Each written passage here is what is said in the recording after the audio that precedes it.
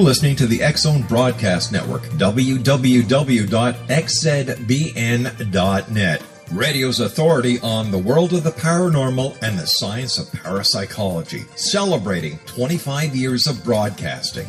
Broadcasting around the world and to the great beyond.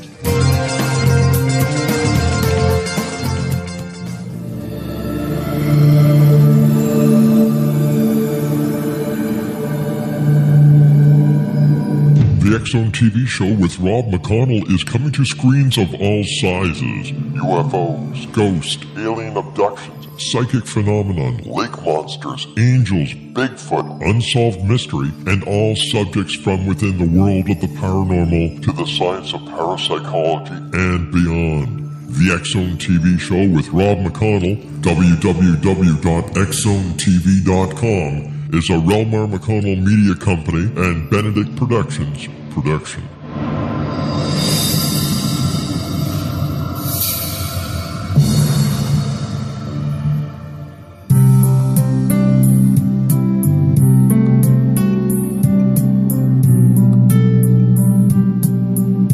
What if Jesus came back now and insisted that we listen to him? How would the world be different if Christians really followed the Gospels? For 2,000 years, we've been practicing a religion. Now it's finally time to get it right. Read Liberating Jesus, new from Roberta Grimes.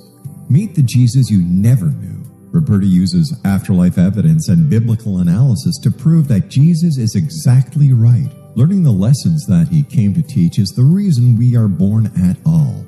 Roberta says he has come back now to insist that we actually listen to him so we can begin to use his teachings to unite and transform the world. Liberating Jesus wherever books are sold. Jesus has the answers and it's not too late. Roberta blogs and answers questions at robertagrimes.com.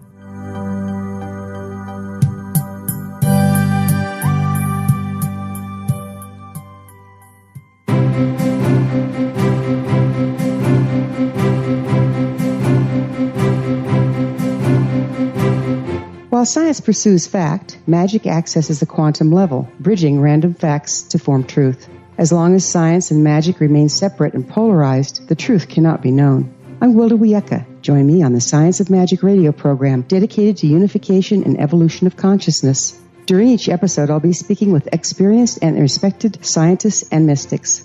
From astrologers to astronomers, from medical doctors to shaman, the scientific method to dowsing and intuition, we will weave together information from seemingly divergent practices to promote unity and enlightenment. Join me, Wilda Wieka, and the Science of Magic right here on the X-Zone Broadcast Network. For more information, visit www.thescienceofmagic.net.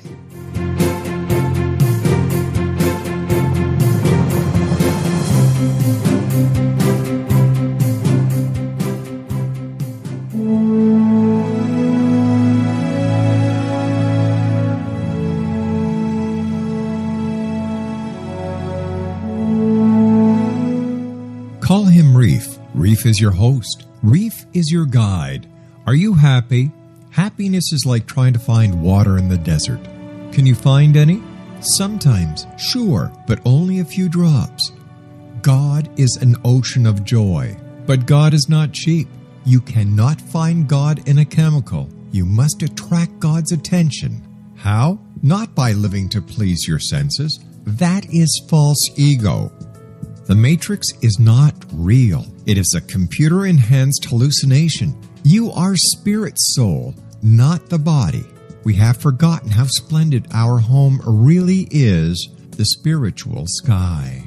For more information, visit RishasSongOfBlue.com.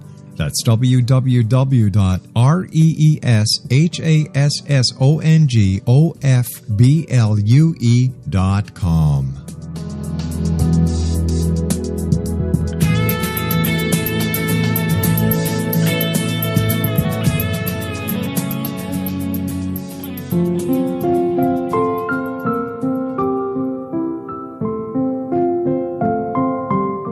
I am Dr. Carl O'Helvey, founder-president of a new cancer foundation focusing on evidence-based physical, mental, and spiritual interventions including natural cancer cures, prayer, meditation, affirmations, nutrition, and other related holistic cancer prevention and cure modalities. These are used in cancer education, research, and financing care. I ask for your help to continue this important work by donating at www.holisticcancerfoundation.com.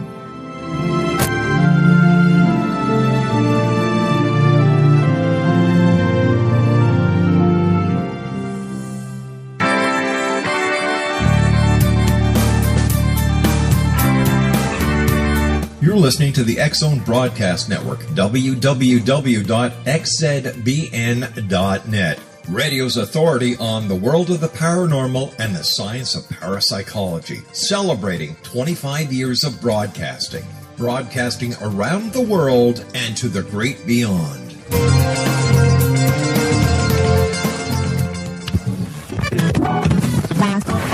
All Hit Radio.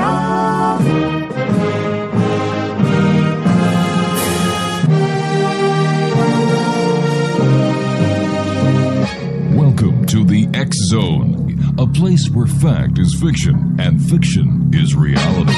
Now, here's your host, Rob McConnell.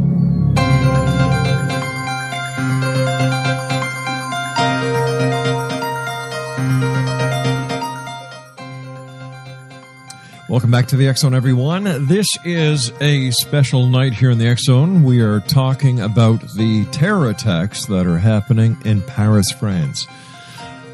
As it stands now, 153 people are dead because of this terror attack. Apparently, according to some intelligence professionals, there were more than 7 attacks, practically all at the same time. The borders to France are closed. A first when it comes to the country of France. 4 terrorists have been killed, 3 wearing explosive belts. What is going on? These are trying times, to say the very least. This week alone, we have had 1, 2, 3. How many terrorist attacks have we had in that are being attributed to ISIS? Well, let's take a look at the plane that went down, the Russian plane. We have the attacks, the bombers in Beirut. We had another bomber. Today we have 153 people so far who were killed by terrorists. Now, I must say at this time, it has not been established that ISIS is behind this attack. No one so far, according to sources, has claimed responsibility for this attack, which is rather strange on its own. This is just the start. Many members of the intelligence community are saying we are just seeing the new diversification and reach of ISIS. Well, if this was ISIS, this attack, it was just nearly a year ago when ISIS attacked Charlie Hebdo in France as well. Joining me now is Howard Bloom. He is the author of The Muhammad Code. It's available on Amazon.com, and Howard's website is www.howardbloom.net. And Howard, first of all, thank you very much for coming on tonight. And what do you make of what's going on in the world today, Howard, especially in Paris, France? What's going on in Paris, France is a direct extension of a program, a very deliberate program that Muhammad began in 622 AD and then expanded in 628 AD. In 622 AD, Muhammad went on the warpath and he conquered approximately 315 square miles of territory a day. And he did it with beheadings, and he did it with sexual enslavement, the kind of stuff that you've seen ISIS doing. Yeah. In 628 AD, 6 years after he first began the process of jihad, he had a series of revelations, and those revelations showed him that God was giving him the entire world. In other words, Muhammad laid out a goal of world conquest in 628 AD. He didn't just lay out a goal, he sent what were called the letters to the emperors. He picked the emperors of the biggest empires he could find and sent them all letters inviting them to Islam. And if they didn't accept his invitation, unfortunately, the letter implied he'd be forced to use other means, such as the means that allowed him to conquer over 300 square miles of territory a day.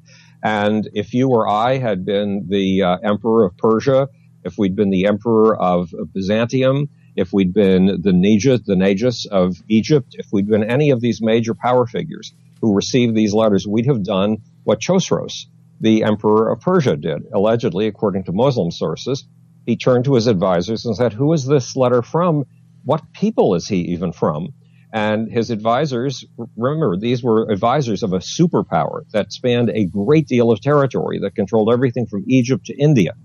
And Chosroes' advisors, the Persian emperor's advisors, said, Your Majesty, don't worry about it. This is a people so insignificant that they are like desert fleas. You will never hear from them again. The fact is that within 100 or 150 years of Muhammad's death, every single one of those empires to which Muhammad had sent letters fell. And now all of those empires, those former empires, are part of the Islamic world. Byzantium, that's been renamed Constantinople. I mean, it's been renamed Istanbul. Mm-hmm. It's in Muslim hands. Damascus, which was a major capital, is in Muslim hands today. Baghdad, which was a major capital, is in Muslim hands today. In fact, we take it for granted that they're Islamic. So there's a program of imperialism via terror, written, because terror was one of Muhammad's favorite words, written into the very foundation documents of Islam. So those who are killing themselves in suicide bombings, those who are beheading people like Jihadi Jan, who we think we took out sometime in the last 24 hours, those people, one of the few people to escape from Jihadi Jan, said she couldn't believe the enthusiasm with which he went about beheading his fellow human beings. That enthusiasm is in Muhammad's own example. He was wildly enthusiastic about beheadings. Now tell me, is there any connection between yesterday's taking out of Jihadi John, which is yet to be confirmed, and the Paris attacks today? Or in your opinion, was this just sheer coincidence? I think that whether it was sheer coincidence or not, whichever group claims credit for this, and it could be either Al-Qaeda, which is known for its international operations, mm-hmm. or ISIS, which hasn't gone out and had international operations yet beyond Egypt and Nigeria. No matter which group it is that claims credit, they're going to say this was revenge for the killing of Jihadi Jan. Why? Because they have a pile of grievances. They're making war on us. That's thoroughly legitimate. Why? Because God said so. For us to make war back on them, that's thoroughly illegitimate, and they need to get revenge for it. But one way or the other, these guys are out to take over the world. You should see what Osama bin Laden, who was a grandfather to today's ISIS and today's Al-Qaeda. You should see what he said about the West. It's a land of corruption. It's a land of, it doesn't even have manners. It is so barbaric. And it is the obligation of Muslims. And Al-Qaeda said all Muslims. It is the obligation of every Muslim man to get up off of his seat, leave his home, and make jihad against the West. That's what you're seeing in Paris. Wow. So Jihadi Jan had a big smile on his face when he was beheading his fellow human beings, because this was what God told him to do through the example of Muhammad. There's one critical incident you have to know about. Muhammad was particularly big on picking on Jews. Remember, there was no Israel, there was no Zionism, and yet he was particularly big on picking on Jews. Whenever he had a victory that wasn't quite a victory, he'd won, but there was no spoils, there was no booty, there was nothing to hand out to his troops, no loot. He would march his men off to another Jewish suburb, and he would besiege the place. And initially, he made do with ethnic cleansings. He simply made the Jews pick up whatever they could to carry on their camels and leave the place, leaving all of its wealth to him and to his troops. Then he became more ambitious. He wanted to get, his hometown was Mecca, and his hometown of Mecca would not accept him. He had to flee to a town 200 miles away called Medina. And he wanted to take Mecca, his own hometown. To him, that was the ultimate source or center of power. How did he do it? He went to a Jewish town called Khyber, which was considered the garden of the Hejaz, the garden of the Arabian Peninsula, because the Jews had done there what Jews would later do in Israel. They had made a barren desert flourish with riches. Mm-hmm. He laid siege to the place, and when the siege was over, he killed as many men as possible by beheading. and he took the women as sex slaves. Why did he do this? Why did he, in the case of another town, confine the 700 to 900 men of the town in a basement and then have them brought out one by one to have their heads sawed off in front of him as he sat there in the public market? He wanted to take Mecca without a fight. He wanted to terrify the Meccans so severely that they would give up without ever raising a weapon against him, and it worked. Howard, we're just receiving word from our newsroom that according to Express.co.uk, ISIS is claiming responsibility for the Paris attacks. So that, in the words of CNN, I believe, is a game changer. Yeah. Because this is ISIS' first attempt to pull off a foreign attack. Well, no, not really. No, because if we go back Gaza, we also have the attack in Paris last year at Charlie Hebdo. The Charlie Hebdo thing. Yeah. Yes, and I'd forgotten. I forgot who took credit for that one. Yeah. It seems so long ago. It does, doesn't it? It does, doesn't it? It really does, because this attack, as you know, depending on which news reports you're reading, this attack has gone on at between 6 and 7 different locations, all simultaneously in Paris. Well, what we're being told is that there were 3 explosions at the National Stadium where President Holland was actually at the game. Right. And then we're also being told that there were 7 shootings at the same time. This is one heck of an orchestrated event that has taken place. And it's not over. No, it's not over because the guys, there was a restaurant that was attacked. I think about 7 people were killed in the restaurant attack, but the shooters in that restaurant attack are still at large, at loose in Paris with their weapons. So we don't know if there's anything else up their sleeve. And you gave an extremely good catalog of the attacks that have been taking place in the last few days. The attack that brought down the Russian airliner, the attack in I forget the ones that you brought up, but we forget there was another attack today, and it was on civilians. It was a terror attack. It was in Baghdad. But now we've just come to take the fact that there are attacks every 3 days in Baghdad for granted. We shouldn't take them for granted. And one of my Facebook fans asked a brutally honest question, and that is, what do you think we should do about this? And the answer, and it's a horrible one, the answer is fight fire with fire.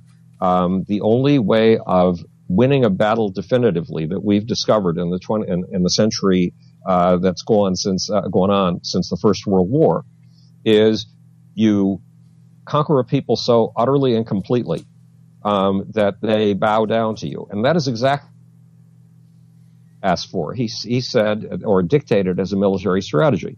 He had said, come down upon them so they know not from what direction your attacks will come. And he said, take no prisoners until thou hast made great slaughter in the land. In other words, terrify the people into begging for their lives and submitting to you. That's what happened at the end of World War II with Germany. It's what happened at the end of World War II with Japan. And in the case of ISIS, it may be necessary. This is a horrible thing that I'm about to say, because I'm against killing of any kind. Yes, you are. But we may have to flatten Raqqa, which is their headquarters. The difficulty with that is probably 9 out of every 10 people in Raqqa are innocent civilians. Well, if you remember, I suggested this a couple of months ago. And I resisted it because it sounded too extreme. Yeah. But if other attacks of this kind take place in other major cities, then we really have to exterminate ISIS. What? And we have to work with the Russians, and we have to forget this business of opposing Bashar Assad. That's right. Because Bashar Assad is the one most capable of fighting ISIS. And the forces, the troops that we have been supplying, have proved their fecklessness over and over and over again. And all they do is act as a conduit. The supplies we give them, every $1 million worth of supplies we give them ends up in ISIS. So the only people who don't do that to us are the Kurds. And the Kurds today seem to have won over Srinagar. Yes. However, there's an if, and even the Kurds who've taken over Srinagar know that if. They were able to walk in so easily that they suspect they're in a trap. And we will see. We don't know yet whether they've walked into a trap. Nonetheless, the Kurds can be relied on to fight ISIS and to win, and we need to support them, no matter what Turkey says, because Turkey wants the Kurds out of the way. And we need to support Bashar Assad because he's the only other one who can not only run a stable country, but who can flatten ISIS. We have to work with the Russians, not against the Russians. Howard, what message is this going to send, the Paris attack going to send to sympathizers of ISIS around the world? Well, they'll be greatly encouraged. You know how after attacks, there were posters being sold, posters glorifying the fall of the Twin Towers and showing the picture of the Twin Towers collapsing. And they were sold all over the northern third of Africa because the northern third of Africa has traditionally been Islamic. So the people flock to those who win and people desert those who lose. Right now, ISIS is trying to demonstrate that it's a really big winner. How is this going to affect the flow of immigrants and refugees into Europe? It's unfortunately going to increase it. One of the things that we're not allowed to talk about is the fact that almost all of these refugees are Muslims. Yeah. And what does the fact that they're not fleeing to other Muslim countries tell you about the way those Muslim countries are being run? It says that those countries are not being run well enough for anybody to want to go there. And so they want to come to Europe. But unfortunately, when people have kids, some of their kids rebel. And when kids rebel, some of them want to go back to their roots. And some of those kids are going to see what ISIS is promoting as their roots because it does go back legitimately all the way to Muhammad. And to be righteous and just in Islam, you are told that Muhammad's life was an example and that you are required to follow in Muhammad's footsteps, step by step by step, which means glorying in beheadings because Muhammad did glory in beheadings. And it means doing what it takes to conquer over 310 square miles a day.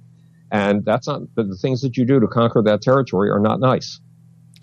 So there are some kids who are going to go back to their roots and going to be attracted to ISIS or whatever the militant group of its day is called. And these are kids who were born in Europe, just like Jihadi Jean was born in the Kensington section, the South Kensington section of London. Now, we're finding out that 112 of these victims were killed in this club, and the others were, killed at the Well, the soccer stadium, the restaurant, right, yeah. And we don't know about the three other places where there were attacks yet. How is this going to affect the relationship between the French and the Muslim community in France? That's very hard to tell because what tends to happen after these attacks is we don't realize it, but we knuckle under.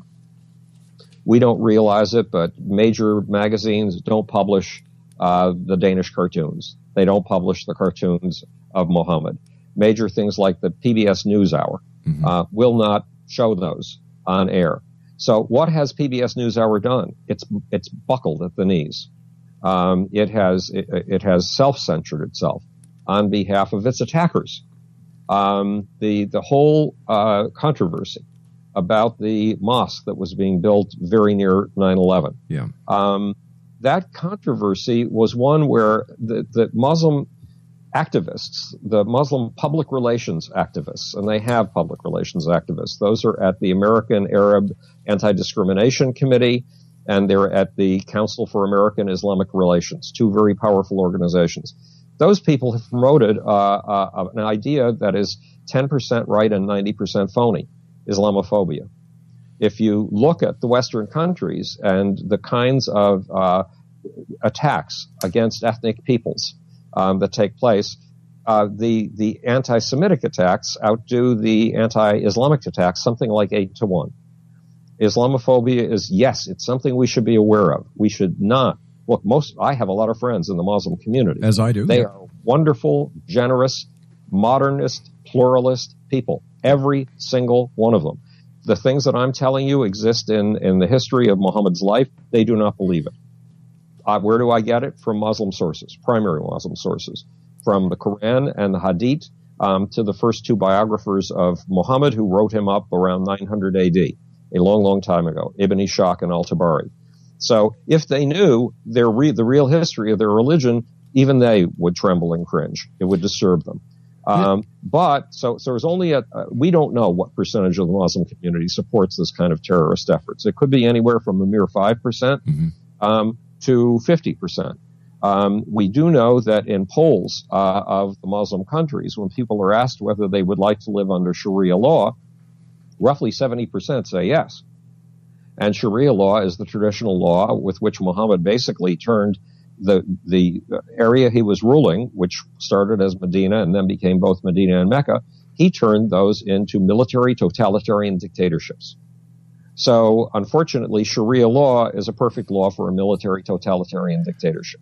Nonetheless, we really can't tell what the percentages of people who sympathize with ISIS. But if it's only 10%, and if Muslim demographers are correct, and there are 1.8 billion Muslims in the world, that's 180 million people, which is more than all of the people in France, Germany, and England combined during the Second World War. That's a big contingent. It is. And, something that just dawned on me, this happened on Friday the 13th.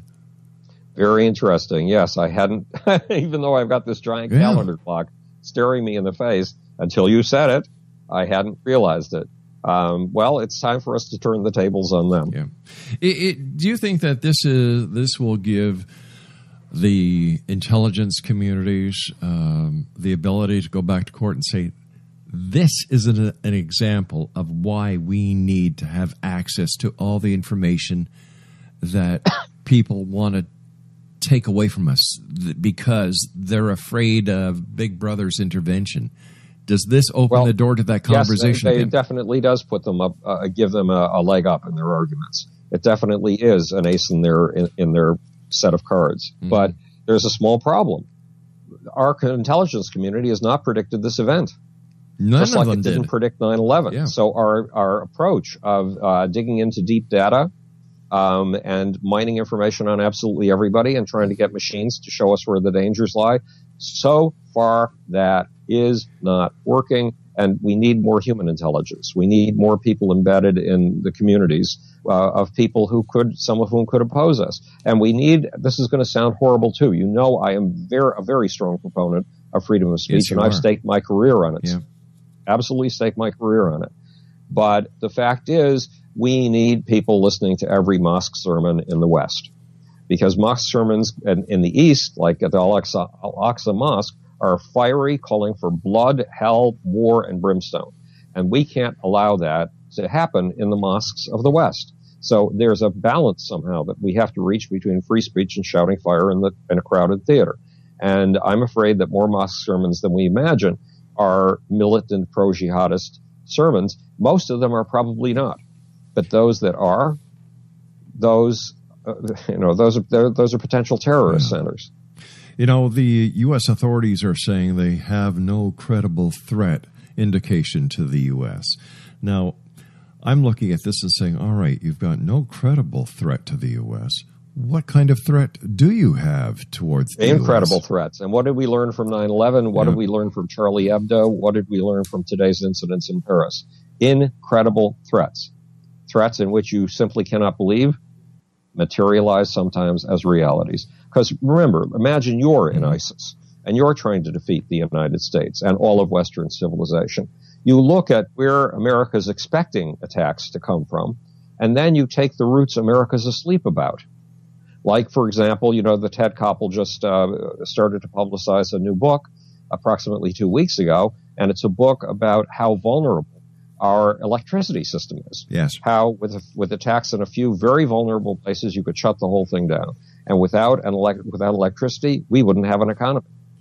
I don't know how you'd make it from day to day, but I wouldn't make it very well at all. I wouldn't make it, period, my friend. Yeah. We all depend on electricity for everything. And, Ted Koppel was so right in what he was saying, that what kind of preventative measures are the powers in office now doing to protect the grid? Well, one of the members of my Space Development Steering Committee, the group that I run, Keith Henson, who has a history in at least space and technology going back to the 1980s, Keith believes that we have spare transformers at every major transformer location, because it takes about a year to manufacture a big, heavy transformer and deliver it, assuming you can do that without the terrorists stopping you. So, but he believes that we have redundancy at this point. However, I'm organizing an event in Singapore and in the same event in Bangkok. It's a one-day event on space solar power, on harvesting solar power in space and transmitting it down to Earth. Well, that is a system that could allow us to get power wherever we need it and transmit the power directly down to Cleveland and not rely on a grid, or to Sacramento, or to poor regions of Asia. But that's a long-term proposition. That isn't going to make a big difference in our economy and in our vulnerability for 40 years. Meanwhile, we have to live through the next 4 months, and ISIS is going to be looking for our vulnerabilities. We could not imagine that planes could be flown into our buildings. The one guy at the CIA or the FBI who had such an idea was poo-pooed and marginalized. And yet it happens. So if you want to win a war, do the unimaginable. Exonation Howard Bloom is my guest this hour, www.howardbloom.net. He is the author of The Muhammad Code. It's available at Amazon.com. If anything, Howard, what do you think that the intelligence communities and law enforcement have learned from these attacks today? Well, that's a good question, because anything they've learned, they're going to keep very quiet. They're not going to put it in the press. Mm-hmm. And I would hope, we became, in the 1960s and 1970s and 1980s, we fell so in love with technology. And the CIA critics had such a field day that the CIA went from human intelligence to technological intelligence, satellite surveillance of phone calls, etc. Mm-hmm. That's a mistake. You have to have people who speak the native language, who are natives, and who will embed themselves in the territories you need, whose movements you need to know. Unfortunately, when you do that, you have no idea of who's a double agent and who's not. Remember, one of the major people in our intelligence community was sent for a meeting with a Jordanian high-placed Jordanian who wanted to defect. And when he got to that meeting along with his staff, the Jordanian ignited a suicide belt, and a few of our top people in military intelligence mm-hmm. were wiped out. Something that I noticed with the Paris coverage of this event was the police contacted the media and said, hey, don't do anything. Don't say anything. Because they didn't want the people on the inside who had access to the different news medias in the Paris area knowing what the cops were up to. Right. That's pretty smart. Can you try doing that here? That's good, but it'll only last a day or two. Right. Right now, Paris is in a state of emergency. It's in the lockdown you talked about in your intro, with the lockdown of the borders. Mm-hmm. U.S. official unaware of chatter ahead of attacks is the latest headline from the New York Times. That's 17 minutes ago. So what does that indicate about how well our current approach to intelligence is doing? It's not working. Yeah, it's not working, but it is. We haven't had any major terrorist attacks in the United States in a long time. So we're doing something right.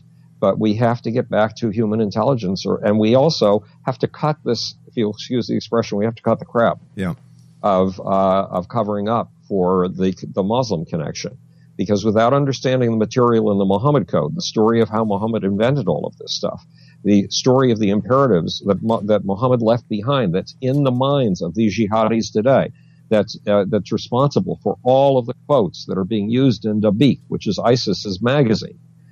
If you don't know where these things come from, if you don't know the simple story of how Muhammad himself created jihad and in essence created ISIS, Al-Qaeda, and Boko Haram, if you don't know that story, you're wandering around like a blind man. You're wandering around with blindfolds on, with a cane, and you should take the blindfolds off and study the enemy. Sun Tzu told us that in approximately 300 BC.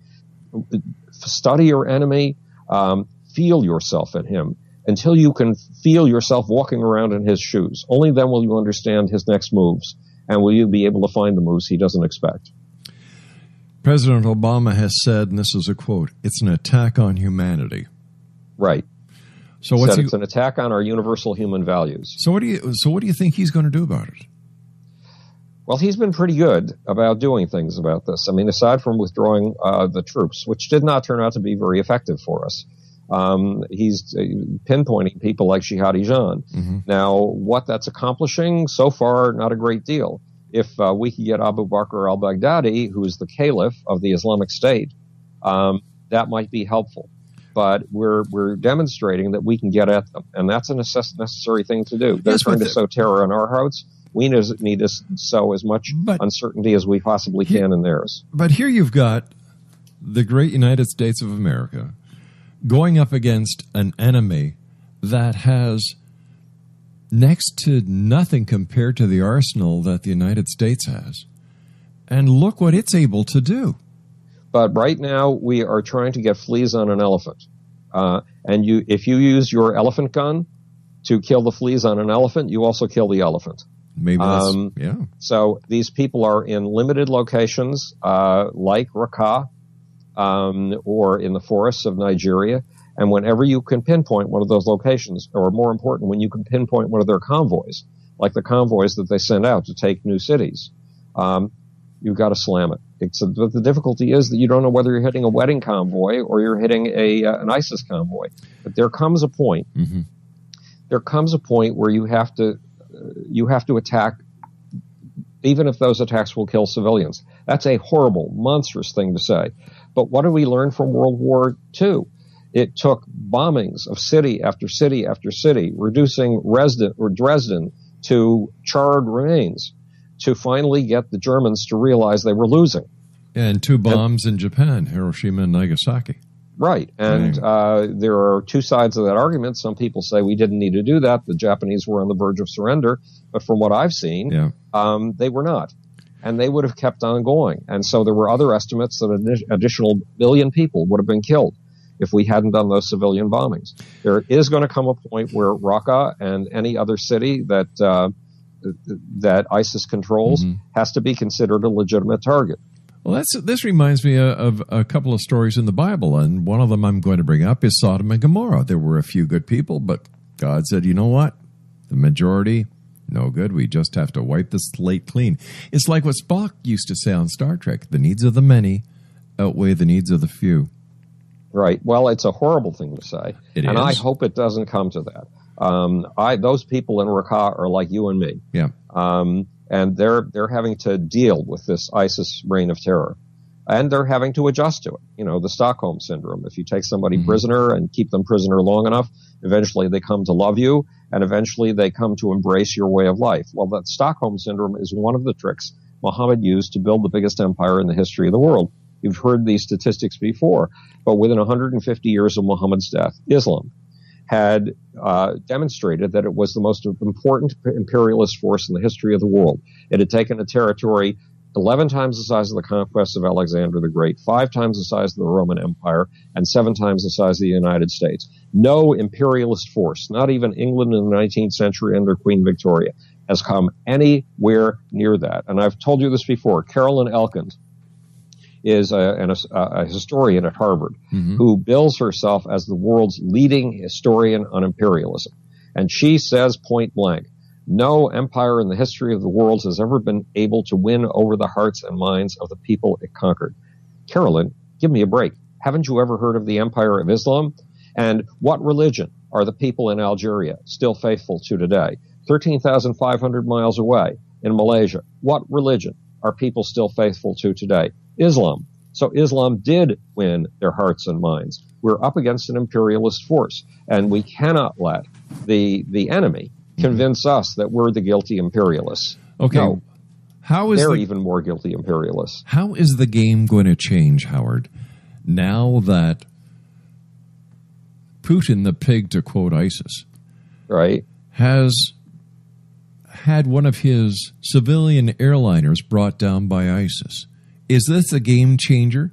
Are the United States, Great Britain, and other members of the coalition going to work with Russia to? It doesn't look that way, and that is a nightmare. It is, because one of the things we have to absolutely ensure is that this does not become the powder keg for World War III.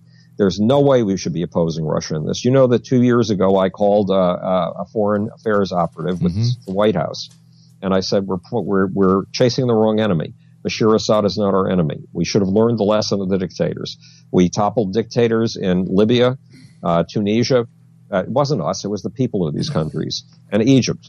And in Libya, we have nothing but chaos. Yeah. We toppled the dictator in Iraq. And what did it get us? It got us a breeding ground for ISIS.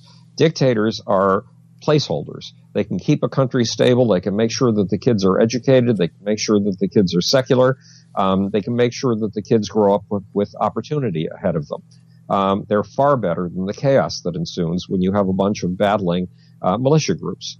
So we need to support Bashir Assad. And and remember, this is 2 years ago. If we oppose Bashir Assad, if we support Bashir Assad against ISIS, and if we bring Russia and China into our coalition, we will be doing Russia and China a favor, because Russia has a vast amount of territories, Dagestan, Kazakhstan, Kyrgyzstan, on its southern border that are parts of the Russian Federation. And all of them are Muslim territories. And all of them are ripe for ISIS invasion. And China has its entire far western province, the Xinjiang province. And that's all Muslim and is ripe for ISIS penetration. So ISIS is a greater threat to China and to Russia than it is to us. So it behooves us to work together. Now, nobody listened at the White House. Actually, the operative I was talking to said, well, we're beginning to think this way. But nobody has embraced Bashir Assad. And the result is that we're still quibbling over silly things with the Russians in Syria, when we should be working with the Russians and using a relationship with the Russians to get them to attack ISIS already and to stop attacking all of these other militias. Speaking about China, Dr. Ben Carson said today at a news conference that he has proof that the Chinese are in Syria. What's your take? It wouldn't at all be surprising if the Chinese were in Syria, because they're trying to gain influence wherever they can. Mm-hmm. But I seriously doubt that the Chinese have anything to do with ISIS whatsoever. And if they're there, they're on the side. They've probably been putting investment into Syria. That's what they've been doing all over Africa.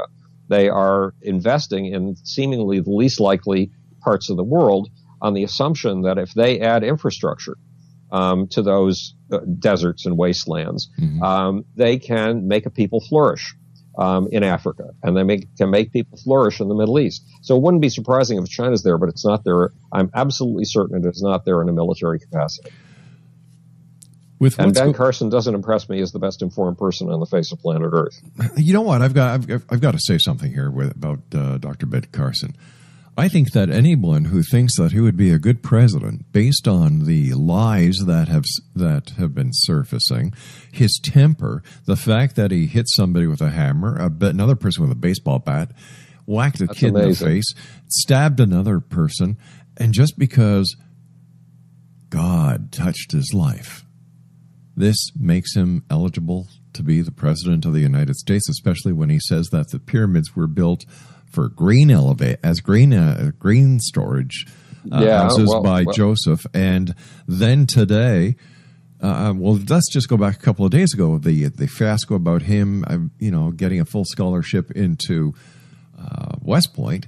Right. And then today he said that he has information that is more accurate than the United States armed forces and the U.S. military, the U.S. intelligence community, that China is in Syria. Like, what kind of drugs are this guy on? A good question, and there's a source called PolitiFact, okay, and it fact checks all the presidential candidates, not just the ones from the Republican Party, but the ones from the Democratic Party too. And according to its factometers, or whatever they call it, Ben Carson and Donald Trump, it's a miracle if either of them ever say a word that's true. Yeah. They hit the truth so infrequently, it's ridiculous. But we've got, a political group is taking aim at Ben Carson's past statements on women's issues. And the big question is when stories come out on a black candidate, like he has hit people with a baseball bat, mm-hmm. he has stabbed people, you have to look out for the kind of lie machine that was going on somewhere in the conservative community, in the right-wing community, when Barack Obama showed up on the stage. because they made up the most ridiculous stories in the world. He hadn't been born in the United States, so he couldn't legitimately run for president. He had been schooled by Saul Alinsky, so he was a closet Marxist. He had grown up in Indonesia, so he was a closet Muslim Brotherhood member. And none of that turned out to be true. None of it. No, but so you see, Ben Carson put this information in his book. Okay. Well, if it's in his book, then, but there was also a story earlier this week where he was being fact-checked on some of the stories about being a bad kid. Right. And a danger to other kids. Yeah. And they talked to this is the New York Times. They talked to a bunch of kids that had grown up with him. And guess what? They said, that's not true. That's right. No, so why would Ben Carson put the stories in his biography that he was a bad kid, that he did this, he did that, and then when the media vets the story, it's not true? Well, when you are going through a major life change, and you are going through a major life change when you go through a conversion to evangelical Christianity, a huge life change, you reconstruct the narrative of your life. And when you're reconstructing it, memory is it's a phony source. Memories are reconstructed over and over again in the mind. And in the process of reconstruction, they change. And Elizabeth Loftus is the greatest researcher on this in the world. And Elizabeth Loftus did experiments in which she showed a bunch of college kids a film. And in the film, there is a guy riding on a bicycle, and he's about to hit a cross lane. And there's a woman in a car, and she hits the bicyclist. Now, it's on a totally flat territory. There's no barn around, nothing. A few days later, Elizabeth Loftus grad students bring in the people who've seen this film. And they said, well, when you saw the blonde coming down the hill toward the bicyclist, what speed would you say she was going? And they'd guesstimate the speed.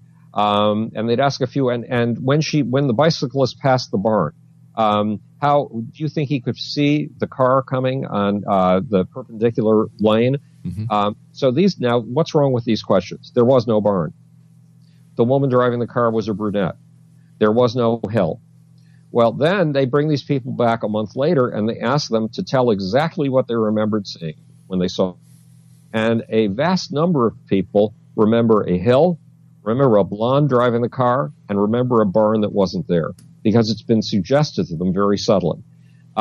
So memories are not accurate. If Ben Carson thought he was a bad kid, he may well have come to believe that he did some of these very strange things. On the other hand, he may have been exaggerating to demonstrate how powerful born-again Christianity can be. One way or the other, he wasn't sticking to the strict standards of journalism. We hope that journalism still has strict standards, and that you need to be a president of the United States. Based on what you've seen so far, Howard, and I know that you are one of the most picky researchers I have ever met in my life, and that's a compliment, my friend. That's a compliment. Well, thank you, because I regard that as a compliment. You know, I fact-check everything 5 times. Based on what you've seen or heard so far when it comes to the Republican candidates for president of the United States, who do you think has the best chance of winning?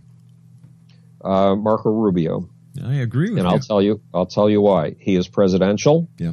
He has a brilliant grasp of the future. He only has one problem. He's a Republican, and he enunciates the Republican policies that have been policies in the Republican Party since 1872.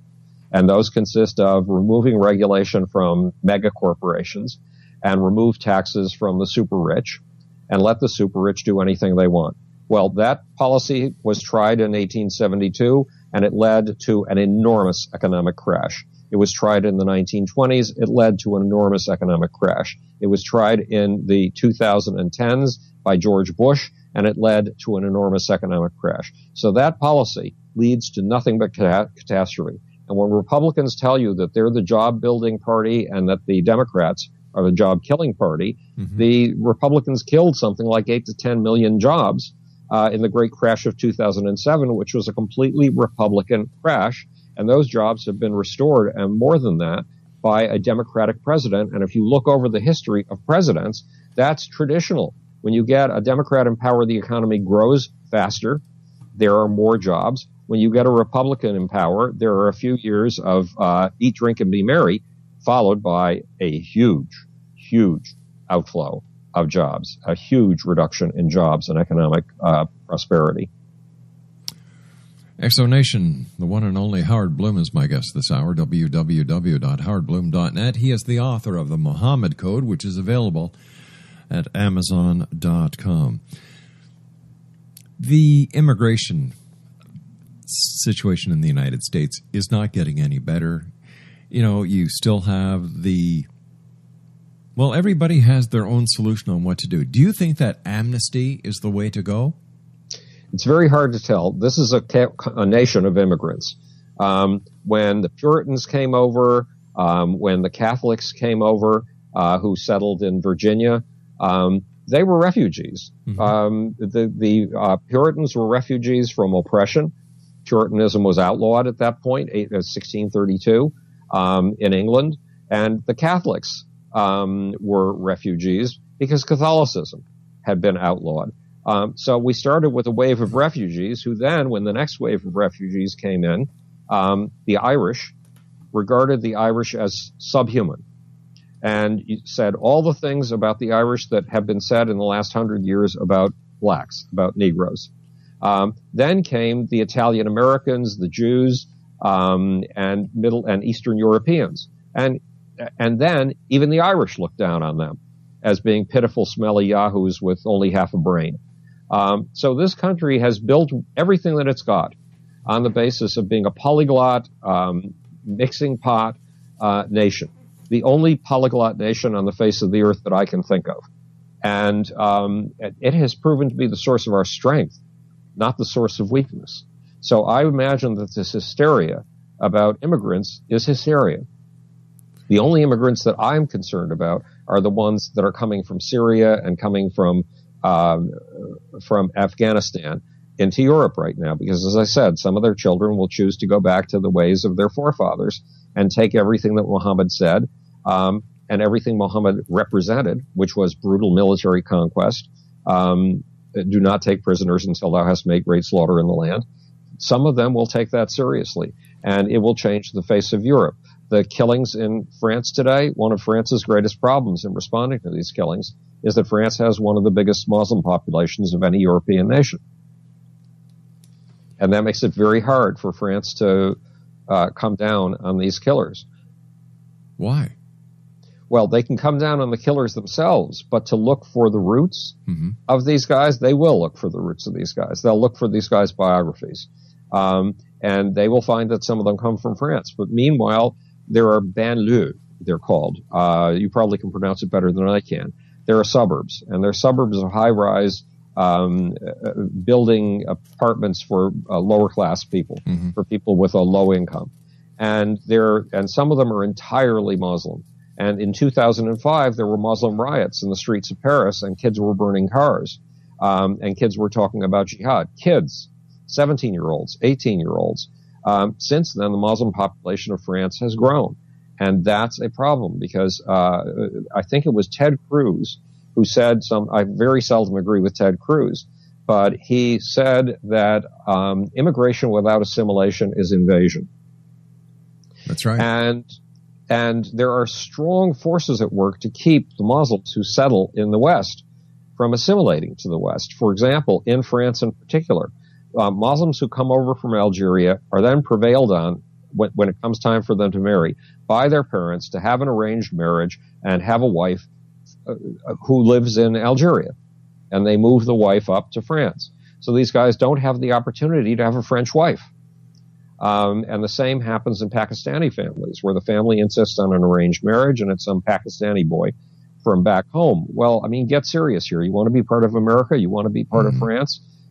Then be part of America and be part of France. But do not use the kind of strategies that Ali Mazrui, the Muslim demographer and intellectual who ran a peace institute in the State University of New York system and who was the voice on a 12-part series on Africa that was run on PBS in the 1980s. Ali Mazrui has an article in an obscure population journal that says, look, hey, when Muhammad was in trouble in Mecca, he sent a tiny handful, maybe 12, of his disciples to Ethiopia to be safe. Those disciples, the males, married 4 wives each and had many concubines, had many women of the night. And every child they gave birth to was considered an Arab and a Muslim. So that's how we started in Africa, and we now own half of Africa, says Ali Mazrui, and soon we're going to own the other half. Well, if that's the philosophy behind some of this Islamic refugee imperialism, we have to watch out for that. That's not Islamophobia. That's a reality. Ali Mazrui is the one who said it, and he's Muslim. It seems that wherever you look, the Muslims are putting up one baby after the next. Yeah, they still have a high reproductive rate, although their reproductive rate goes down when they get to the West. Now, it's probably still high, and I haven't seen the figures recently, compared to the West. Well, the Western reproductive rate, unfortunately, is below the replacement level. So our populations are beginning to shrink. Russia has that problem in particular. Well, so did China, but they now allow families to have 2 children instead of 1. Right. Yeah. Right. And we'll see what effect that has on their demography. They don't want to have to, if you can tolerate the expression, they don't want to have to let in immigrants in order to get young workers, because their workers are getting old. Their workers are going to be on welfare or Social Security or some form of old age pension. And the number of workers who are still in the workforce that are able to supply the money for that retirement is becoming lower and lower and lower. And that's what's happening all over Europe, and it's what's happening in China right now. So the Chinese are trying to solve that problem by telling people instead of 1 baby, you can now have 2 babies. We'll see. Let me ask you, Howard, speaking about China, the building of the island 600 miles off the coast of China in what everyone... Spratly Islands. Yeah, everyone in the world except China believes are international waters. Well, the Chinese have laid out a simple fact. They say that entire South China Sea, which is 1.35 million square miles in size. You heard me right, 1.35 million square miles in size. The rest of the world regards that as international shipping lanes because 30% of the world's commerce flows through that channel, flows through that sea. And the Chinese have said unequivocally, this has been ours since the beginning of time. This is not an issue that we can quibble about because you're interfering with our sovereignty. We own the whole thing. This is a problem. And then apparently there's also been an upset in the North Korea top government. Well, what's happened? Well, apparently one of Kim Jong-un's best ministers has been replaced. Well, that's interesting. I mean, let us hope that the Chinese, I think that what the Chinese have been doing is they've been using the North Koreans in a kind of good guy, bad guy ploy. In other words, North Korea is so bad that whatever I do seems mild by comparison, so you better go with me. That's the Chinese approach. So I think they've been using Kim Jong-il's wild and crazy status. And he launched a ballistic missile recently, and he's told us within the last year that every missile that he builds and every atomic warhead he builds is designed for his ultimate primal enemy, the United States. So Kim Jong-il is going to be a dangerous puppy. And remember something about ISIS. ISIS is very likely to have a toehold in Pakistan. Pakistan has nuclear weapons. Pakistan has tested its first nuclear weapon in 1998. That's 17 years ago. It has had time to stockpile a lot of nuclear weapons and a lot of nuclear materials. If ISIS ever gets its hands on that, or any other jihadist group ever gets its hands on that, that will be a real game changer. What do you think the possibilities are of ISIS infiltrating the United States with a dirty nuke? I think that infiltrating the United States is the easy part for them.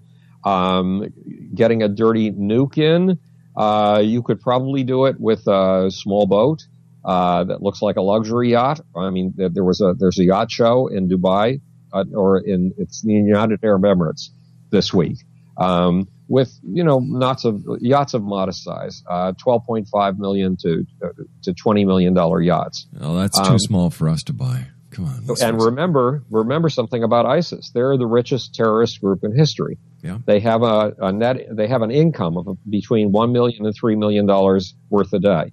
And some people have claimed in the last week that even without their oil revenues, which are immense, they still have over $1 million worth in commerce a day. They can afford one of those yachts.